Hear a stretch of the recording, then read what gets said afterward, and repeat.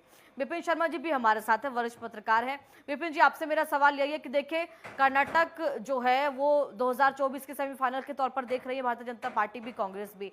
कांग्रेस के लिए कहीं ना कहीं कर्नाटक की अगर हम बात करें तो कर्नाटक चुनाव कितनी महत्वपूर्णता के साथ लड़ना चाहिए, क्योंकि जो स्थिति, जो विडंबना कांग्रेस कह रही है कि जिस विडंबना से जूझ रही है वो देश के अंदर, ऐसे में यही एक मौका है कि कर्नाटक में आप जाइए, साउथ, आप जहां आपका पूरा गढ़ कहा जाता है कांग्रेस का, वहां से आप जीत कर आइए। विशाखा जी, सवाल आप अहमियत रखता है जी और इसमें कोई दो राय नहीं है कि कांग्रेस के पास एक स्वर्णिम मौका है, जी।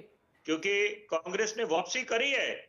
हिमाचल में जो सत्ता पे काबिज हुई है कांग्रेस पार्टी, जी तो हौसले और बुलंद हुए होंगे और मनोबल सातवें आसमान पर पहुंचा होगा संगठन का, जी। क्योंकि यहाँ पर जीत जीत होती है। और कोई भी जीत हो, चाहे आप विधानसभा के चुनाव में जीत दर्ज करते हैं, लोकसभा के चुनाव में जीत दर्ज करते हैं, या नगर निगम के चुनाव में जीत दर्ज करते हैं, हर एक चुनाव के मायने हैं और उनको अहमियत मिलनी चाहिए। और अगर हम भाजपा की बात करें तो भाजपा हर एक चुनाव को बहुत अहमियत देते हैं और सबसे बड़ी बात है, उनके जितने वरिष्ठ नेता हैं वो चुनावी मैदान में उतरते हैं, भले ही विपक्ष उन पे कटाक्ष करता है और चुस्की लेते हैं कि देखिए पूरी ताकत झोंक देते हैं भाजपा, लेकिन क्वालिटी है लोकतंत्र के में जो भी राजनीतिक दल जनता के बीच जाते हैं और जनता भी यही अपेक्षा करती है कि उनके नेता उनके साथ रूबरू हो, उनके समक्ष आए, उनकी समस्याओं को जाने और अपना संकल्प पत्र साझा करें और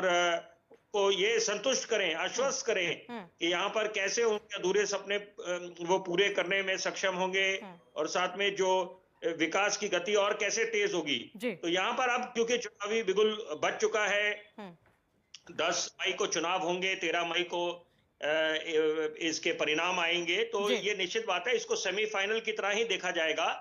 आप एक तुलना करना चाहूंगा, क्योंकि देखिए जो पश्चिम बंगाल में जब चुनाव हुए थे, राज्य चुनाव, या उत्तर प्रदेश में, तो उनको भी सेमीफाइनल बोला जा रहा था। और सबसे बड़ी बात है कि वहां पर क्या हुआ था, कहने को चुनावी मैदान में 4 मुख्य राजनीतिक दल थे, वाम दल थे, कांग्रेस पार्टी, टीएमसी, भाजपा।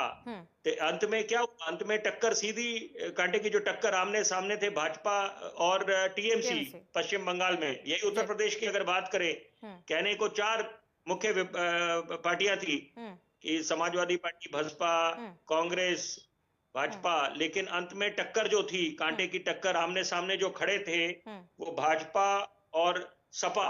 तो ये बात, अगर आप कर्नाटका की बात करें कि यहाँ पर कहने को भाजपा भी है, कांग्रेस भी है, जेडीएस भी है, लेकिन किंग मेकर की भूमिका बहुत अहम होगी यहाँ पर। जेडीएस की जो भूमिका है वो बहुत अहमियत रखी होगी किंग मेकर के तौर पे। और सबसे बड़ी बात है, ये जो 224 सीटों पे चुनाव लड़ा जाएगा, तो ये कहना कि यहाँ पर बिल्कुल आसान रहा होगी किसी भी राजनीतिक दल के लिए, ये बिल्कुल नामुमकिन है। यहाँ पर कांटे की टक्कर होगी, क्योंकि जनता जनार्दन होती है और कर्नाटक की जनता जो है बहुत समझदार है और भली भांति समझती है कि कौन उनके वायदे, उनके जो सपने हैं वो पूरे करने में सक्षम होंगे। और सबसे बड़ी बात है, मुद्दे काफी है यहाँ पर। कर्नाटक की अगर बात करें, आप बात करें, बॉर्डर डिस्प्यूट है, उसके बाद जो भ्रष्टाचार के मामले उजागर हुए, सिविल जो कॉन्ट्रैक्ट देने में जो कमीशन की बात सामने आई,